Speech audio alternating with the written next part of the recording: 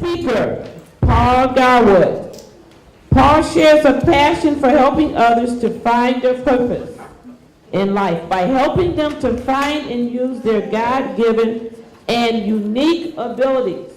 Paul is committed to fitting people with the right perspectives, ideas, and tools to reinvent themselves. His speech is entitled, "I Thought I Had It Made. 3 Ways to Invent Yourself." Paul Garwood.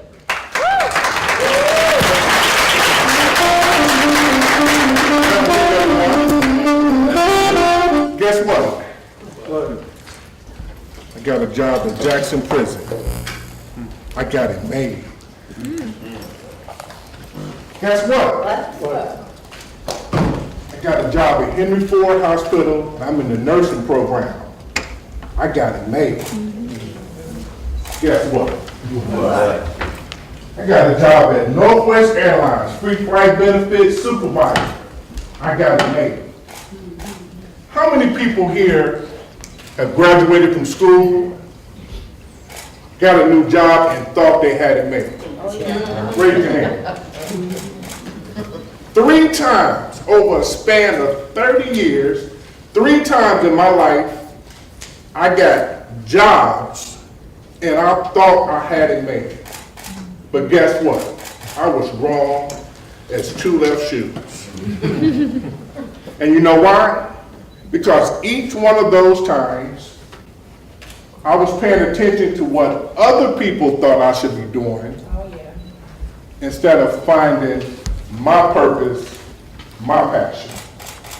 So what I'm about to do, I'm about to take you on a little journey, a journey of my life.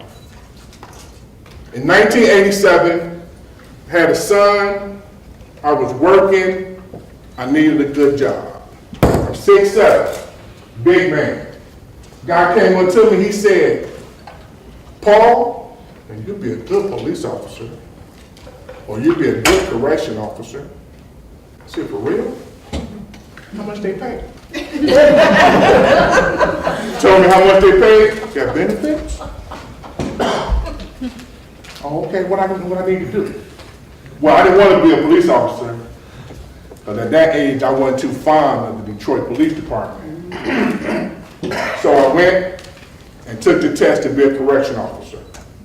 Passed the test, got hired, and started working at Jackson Prison.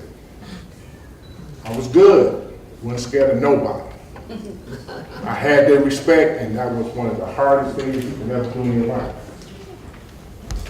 But every day I went to work, I had to make myself go to work. Even though I was good at what I was doing, I was not happy with what I was doing.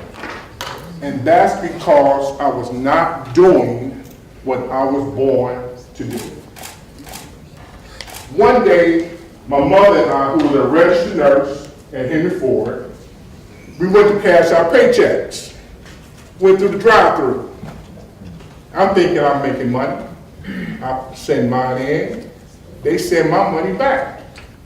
My mother signed that check, sent it through. They said, "Mrs. Garwood, we can't send this much money through here. You gotta come inside." I said, "Oh, no."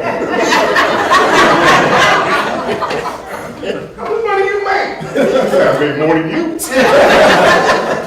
Then she said something. She said, "You just like me. I know you don't like working at the prison. You should be a nurse." I said, "Truly, is that an overtime check? Or is that a 40-hour check? This is a 40-hour check." I said, "Sign me up." What I need to do. She got me a job at Henry Ford Hospital. I got in the nursing program. I thought I had it made. Patients love me, nurses love me, showing me everything. I can do everything a nurse can do, except start IVs, but I know how to start IVs. Worked in many different departments, but I still had to make myself go to work. I was not doing what I was born to do.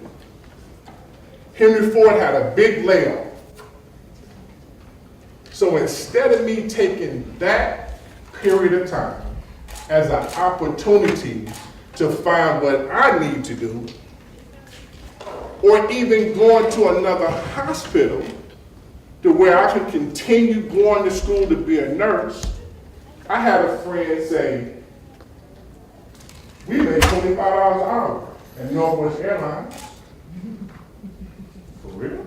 I make $25 an hour out there to people that doing this? She said, yeah. And we got free flight benefits. I said, okay. I heard y'all gotta pay taxes. No, we fly free. I got hired. Again, what did I do? I did something that somebody else wanted me to do. But something happened at Northwest Airlines that changed and transformed my life. I met my wife, and I got married in 2007. 2008, I was laying down trying to get some sleep, and she said, Paul, I'm pregnant. What? 46 years old. She told me she was pregnant. Now, let me tell you right now, wasn't going through no midlife crisis. My wife was 36, I was 46, she was 36. I ain't married nobody 22 or 23 years old. So y'all have to run up out of here.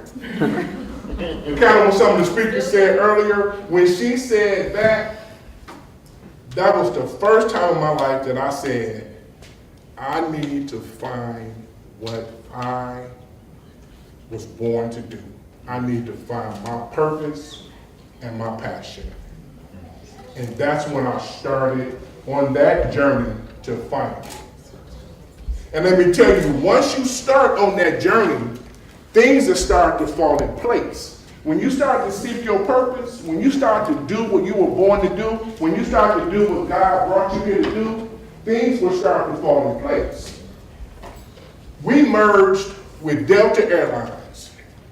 Delta Airlines offered a buyout, let me retire, and I was still able to keep my free flight benefits. All right. So what I did, I went back to school because my mindset had changed. The transformation had begun. I went back to school. I got my management degree. But I still hadn't totally found my purpose. And that brings me to this. The 3 ways you can find your purpose. Number 1 is, if you're living an unfulfilled life, you do not have to stay that way. You do not have to be stuck.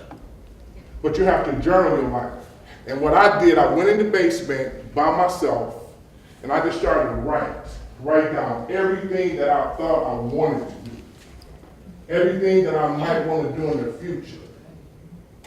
And I found out that my purpose and my passion is helping people through public speaking and life coaching. So I started implementing things. The second thing is for the first time, I trusted my intuition, my gut feeling. It wasn't what somebody else was telling me I should do. I trusted my own. The third thing is, people are not going to like your change. The devil doesn't want you to do what God wants you to do. So negativity is going to come at you from every single angle. It could be your husband, your wife, your best friend, your brother, your sister. Oh, what you doing? Oh, why you wait till 50 years old to do this? Or what you doing now for? You ain't gonna be able to do this. I mean, all of the naysayers, the negativity, everything is gonna come and hit you. If you are a person that worries about what somebody else say, or if you are a person that lets other people control your life, your destiny, well, this is not going to work for you.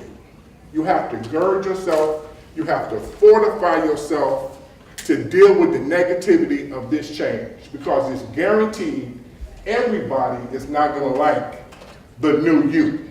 But so what? This is your life. So I ask of you, if you're living an unfulfilled life, don't be afraid to make a change. Don't be afraid to go out there and find out what your purpose and what your passion is. It's worth it. Everything about your purpose and your passion will lead you to a happier life. And then, once you do this, then you will truly be able to say, like I say now, because I get up every day happy to do what I'm doing. So now, for the first time in my life, I can truly say, I got it made. Thank you.